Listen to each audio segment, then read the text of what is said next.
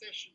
But first and foremost, let me first of all thank our organizer and especially our excellent MC Jens and Jutama for throwing such an excellent conference. And I must say that this is my first time to be in a session which is called chapter. So we are in chapter 2. It seems that today we will actually formulate a book at the end of this conference. So as you all heard from the previous chapter, this topic of the previous chapter was about disruption, or to put it by Simon, more about how to explore the opportunities. Whereas our session, our chapter, which is only for 15 minutes, will be concentrating on the issue of recovery. But before I start the topic, let me officially introduce the two speakers of today's session.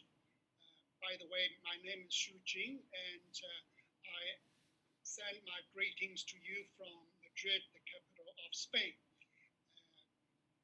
Our two speakers are all top-notch, distinguished panelists.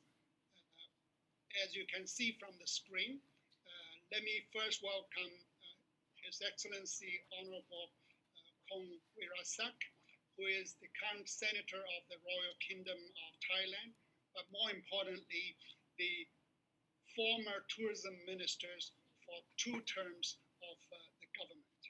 And our second speaker will be His Excellency Honorable U Taeun, who is also former tourism minister from Myanmar. And let me,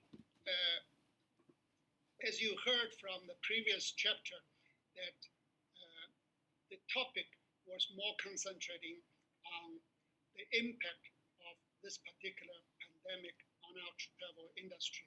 But from this session, now we only have about 13 minutes, we would like to ask our 2 honorable ministers to concentrate on a more broad issue, if you like, to have a more strategic thinking, since 2 of you being former ministers of tourism, and you have already experienced various crises of all sorts in the probably not only the last decade, but decades.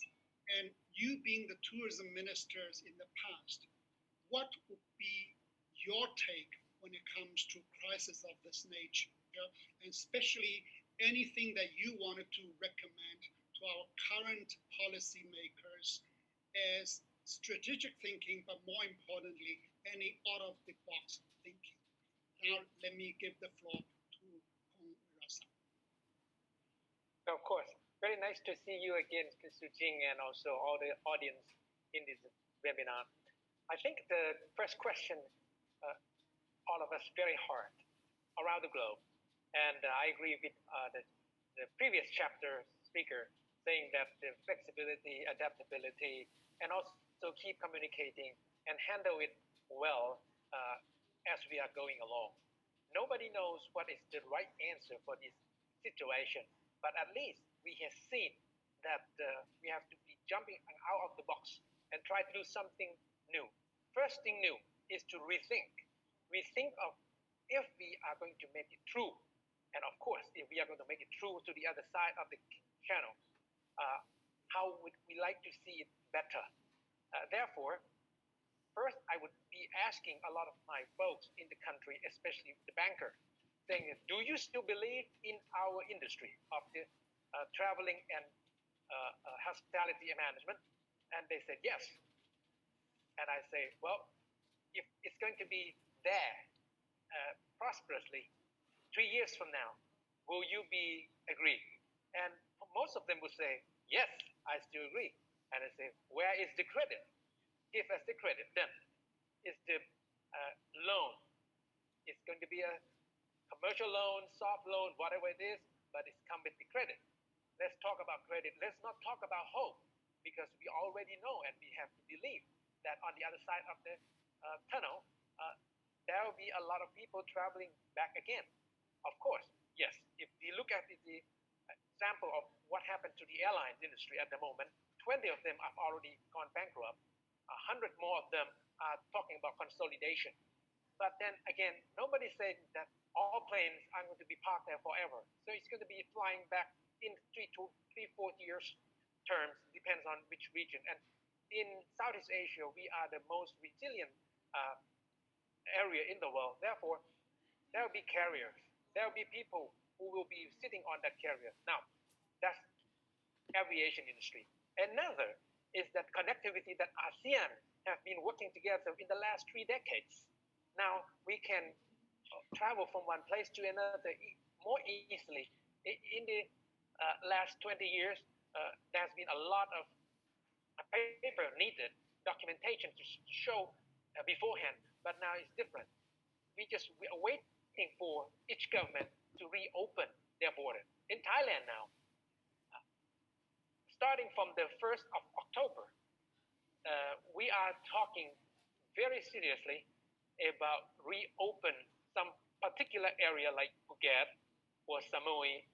I haven't seen the official announcement of that just yet. I have seen the interview that the Minister of Tourism and Sports, the current one, have been talking about doing this. And at the moment, the people in Phuket are talking among each other, among themselves, of how are they going to handle if international guests arriving on a non-stop flight down into Phuket, and how are they going to keep entertaining their guests, get them to see and feel the sea, sun, sand, and also the atmosphere, and feel safe being in Phuket.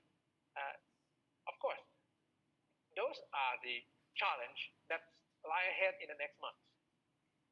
Minister, if I may, before passing on to our Honorable Minister Uteong, just to chip in on exactly what you're pinpointing.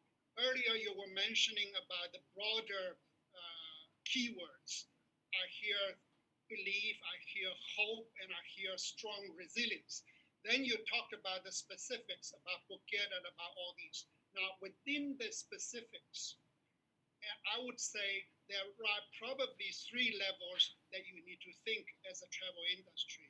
First, how to stimulate the domestic traffic. Second, how to open international borders.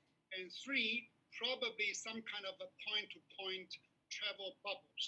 Among the 3 levels of actions, you being the former minister and the current senator, what would you prioritize between the 3? For instance, in Phuket, probably domestic traffic may be a little bit more challenging than international one, while international border is still not open. So what is your take?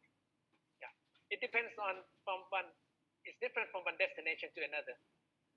For Phuket, yes, I agree with you, Eugene, that the world knows Phuket, and they have a direct flight to go to Phuket soon enough. But for all other kind of destination, looking at Hua Hin, looking at Pattaya, the domestic travelers are already going there. And in many of the last couple, 3-4 weekends, we have seen pack of travelers, domestic travelers, filling up all the hotels in Hua Hin, many in Pattaya, and a place where larger origin cities will have a lot of people who want to get out of the cities during the weekend. And so all of the 3-4 hours driving away from cities are getting a lot more of domestic travelers. So yes, that is positive. Thank you very much. Let me switch to Minister Uteong. You being the minister, or almost like the founding father of Myanmar tourism as an emerging destination, what is your take when it comes to the general recommendations in a strategic way? Yeah, thank you. Thank you for the question, Mr. Zuching. As I had been in the industry since, say, about 1989, from the junior officer level to the minister. So my reflection on the industry is huge,